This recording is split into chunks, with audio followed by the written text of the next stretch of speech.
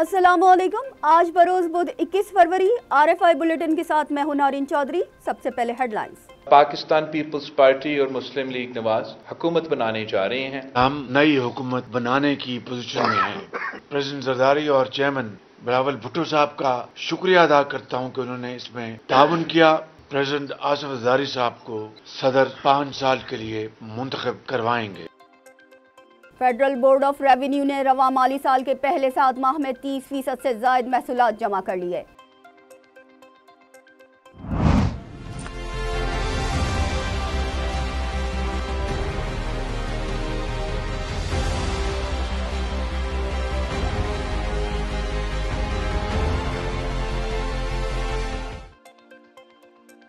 Romania में पाक बहरिया के state of the art patrolling vessels की लॉन्चिंग तकरीब, चीफ ऑफ नेवल स्टाफ की बतौर मेहमान खुसूसी शिरकत। विफाक में हुकूमत साजी से मुतालिक फैसला, स्टॉक एक्सचेंज में तेजी का रुझान, KSE 100 इंडेक्स 965 पॉइंट्स बढ़ गया। फेडरल बोर्ड ऑफ रेवेन्यू ने रवा माली साल के पहले 7 माह में 30% से ज्यादा महसूलात जमा कर लिए।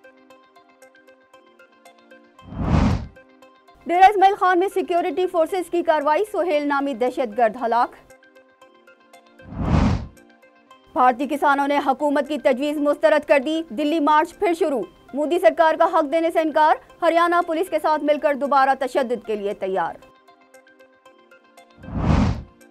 गजा में इंसानियत का कत्लेआम थम न सका, रफा और खान यूनुस पर मुसलसल बमबारी, गुज़िश्ता 24 घंटों में शहीद फ़लस्तीनियों की तादाद 103 तक जा पहुंची। अमेरिका ने अक़वाम मुत्तहिदा में करारदाद तीसरी मर्तबा वीटो कर दी।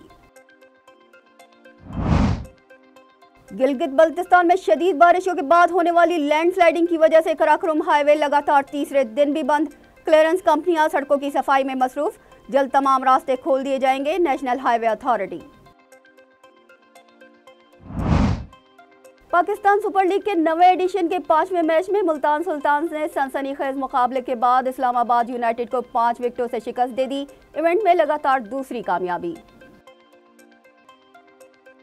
हेडलाइंस आपने मुलाहिजा की, चलते हैं तफसीलात की जानिब।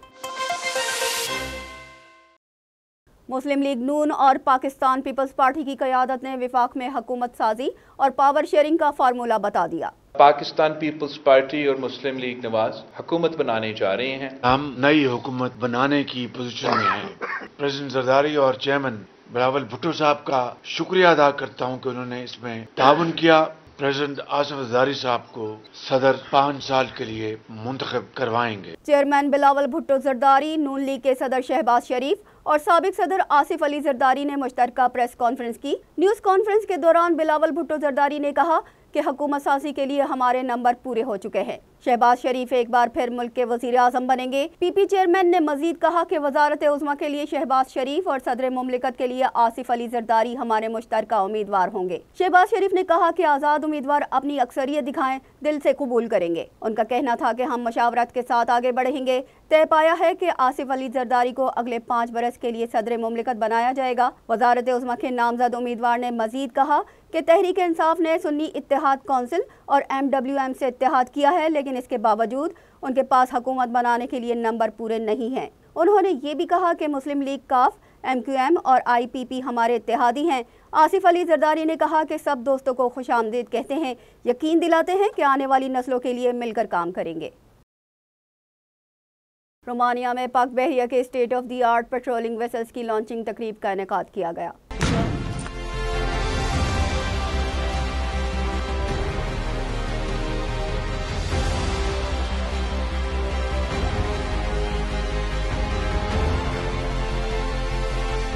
डेमन शिपयार्ड में होने वाली लॉन्चिंग तकरीब में vice chief of the naval staff vice admiral Awais Ahmed Bilgrami मेहमान खुसूसी थे। उन्होंने तकरीब से खिताब में कहा कि मेरी टाइम सिक्योरिटी के हवाले से रिवायती और गैर रिवायती खतरात और चैलेंजेस का सामना है। खसूसन तवानाई के तिजारती जहाज़ों को मुख्तलिफ खतरात का सामना रहा है, जिसके लिए पेट्रोलिंग वेसल्स की ज़रूरत होती है। रोमानिया और पाकिस्तान नेवी के दरमियान करीबी रवाबित हैं। नेदरलैंड की कंपनी डेमन ग्रुप रोमानिया और पाकिस्तान नेवी के इश्तराक से पेट्रोलिंग वेसल्स की तैयारी एक बहुत बड़ा काम था, जबकि डेमन ग्रुप के CEO ने कहा कि 1986 से पाकिस्तान नेवी के साथ तारीखी रवाबित हैं। हम पाक नेवी की ज़रूरत के मुताबिक जदीद जहाज़ों की तामीर का काम करते रहेंगे। वेसल्स की लॉन्चिंग तकरीब में रोमानिया हुकूमत, बहरिया के आला हुक्काम और पाकिस्तान कम्युनिटी के नामवर शख्सियात भी मौजूद थी। पाकिस्तान पीपल्स पार्टी और मुस्लिम लीग नून की जानिब से हुकूमत साजी पर इत्तफाक के बाद आज स्टॉक एक्सचेंज में ज़बरदस्त तेज़ी का रुझान है। बेंचमार्क KSE 100 इंडेक्स 965 पॉइंट्स बढ़ गया। KSE 100 इंडेक्स 965 पॉइंट्स इजाफे के बाद 61,429 तक जा पहुंचा, जो गुज़िश्ता रोज़ 60,464 पर बंद हुआ था। गुज़िश्ता हफ्ते के आखिरी कारोबारी रोज़ मुल्क में आम इंतखाबात के बावजूद सियासी बेयकीनी के सबब Pakistan stock exchange benchmark KSE 100 index 1147 points कमी के बाद 59,872 पर बंद हुआ था। विफाक में कमज़ोर इत्तेहादी हुकूमत की तश्कील और पाकिस्तान तहरीक इंसाफ और दीगर जमातों की जानिब से एहतजाज की कॉल ने सवालात उठा दिए हैं कि मुआशी बहाली के लिए ज़रूरी सख्त इस्लाहात पर अमल दरामद कैसे होगा।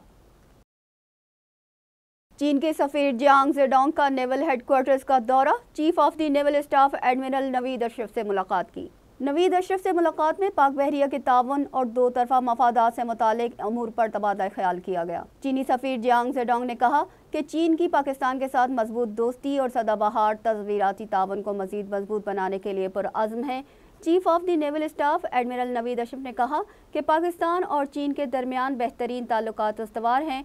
उम्मीद है कि मिस्टर जियांग के दौर में ये ताल्लुकात मज़ीद मजबूत होंगे।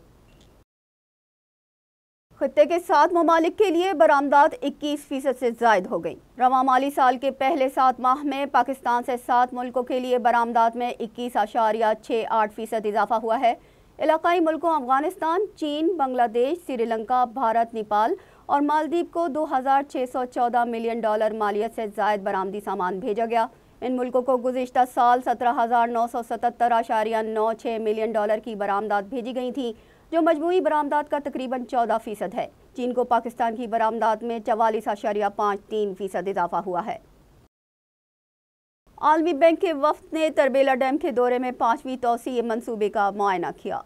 आलमी बैंक के वफ्द को दौरे के दौरान GM तरबेला अनवर शाह ने ब्रीफिंग देते हुए कहा कि मंसूबे पर काम तेजी से जारी है। अगस्त 2025 में इस मंसूबे से 1530 मेगावाट बिजली हासिल होगी, जिसके बाद तरबेला डैम से बिजली की पैदावार 4888 से बढ़कर 6418 मेगावाट हो जाएगी। IMF वफ्द ने ब्रीफिंग पर इत्मीनान का इजहार करते हुए उम्मीद जाहिर की है कि मंसूबे की बरवक्त तकमील से तवानाई की पैदावार बढ़ेगी।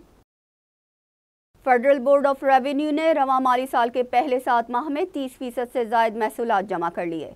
FBR के मुताबिक महसूलात की वसूली की शरह बेहतर हो रही है। रवां माली साल जुलाई से 15 फरवरी तक के अरसे में 5150 अरब रुपए टैक्स जमा किया गया, जो गुज़िश्ता साल के मुकाबले 30% ज़ायद है। गुज़िश्ता साल इसी अरसे में 3973 अरब रुपए का टैक्स इकट्ठा किया गया था। इनकम टैक्स की मद में 40% और सेल्स टैक्स में 19% इजाफा रिकॉर्ड किया गया है। कस्टम ड्यूटी 14% और एक्साइज ड्यूटी में 61% ग्रोथ रही। डेरा इस्माइल खान में सिक्योरिटी फोर्सेस की कार्रवाई, एक दहशतगर्द हलाक हो गया।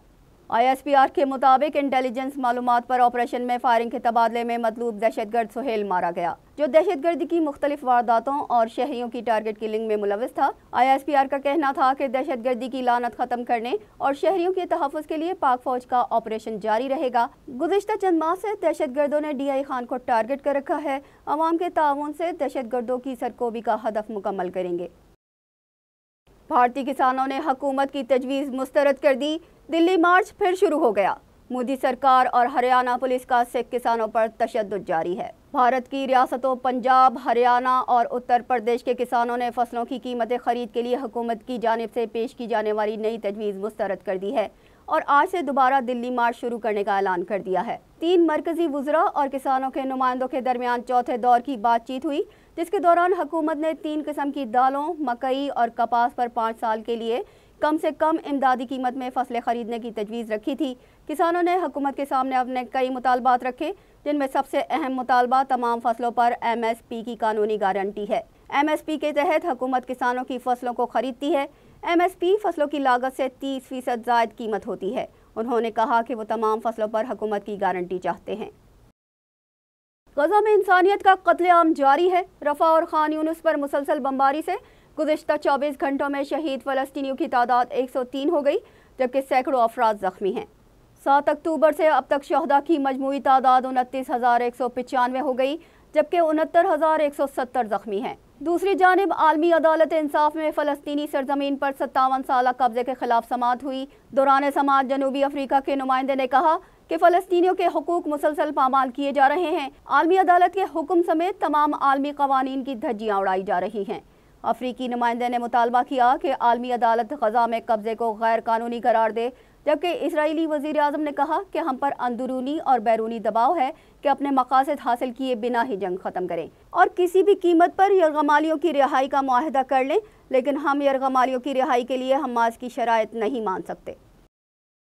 अमेरिका ने गजा में जंग बंदी और जारहियत रोकने के लिए अक़वाम मुत्तहिदा की सलामती कौंसिल में पेश की गई करारदाद को तीसरी मरतबा वीटो कर दिया, जिस पर इत्तेहादियों ने अमेरिका को शदीद तनकीद का निशाना बनाया।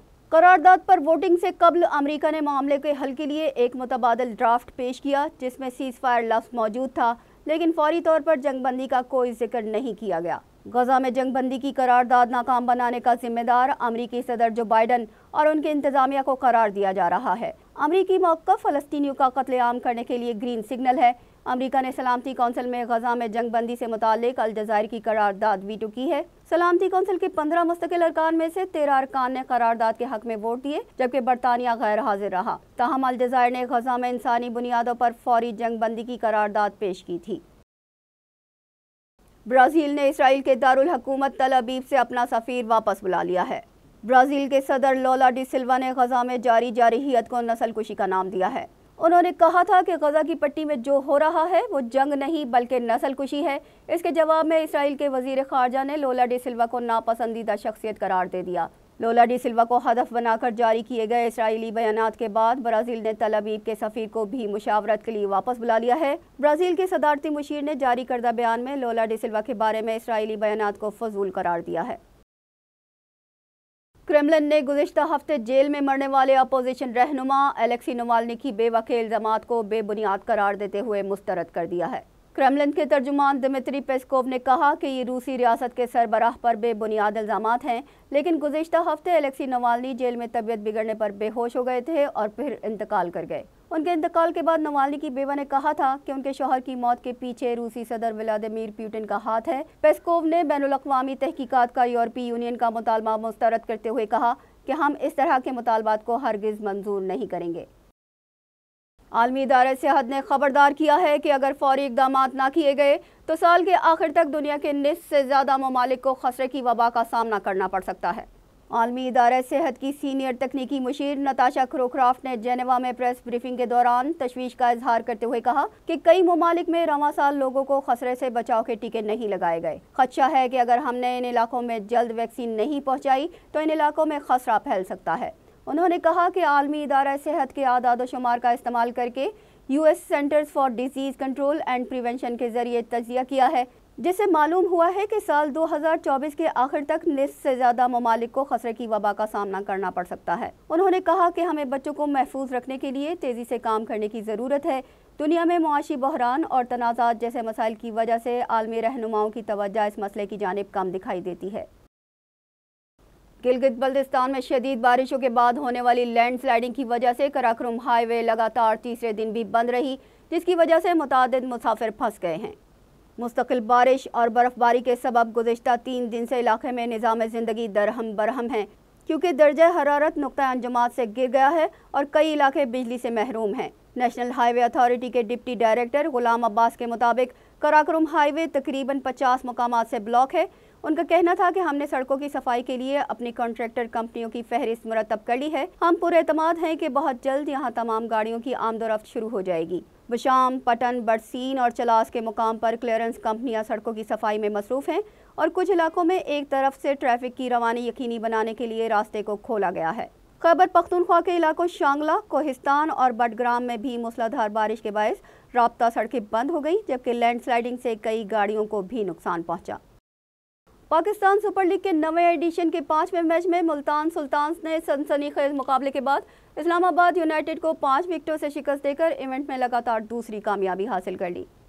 मुल्तान में खेले गए लीग के 5वें मैच में मुल्तान सुल्तान्स के कप्तान मोहम्मद रिजवान ने टॉस जीतकर इस्लामाबाद यूनाइटेड को बैटिंग की दावत दी। इस्लामाबाद यूनाइटेड की पूरी टीम 144 रन पर पवेलियन लौट गई। हदफ के ताक़ुब में सुल्तान्स को पहले ही ओवर में नुकसान उठाना पड़ा।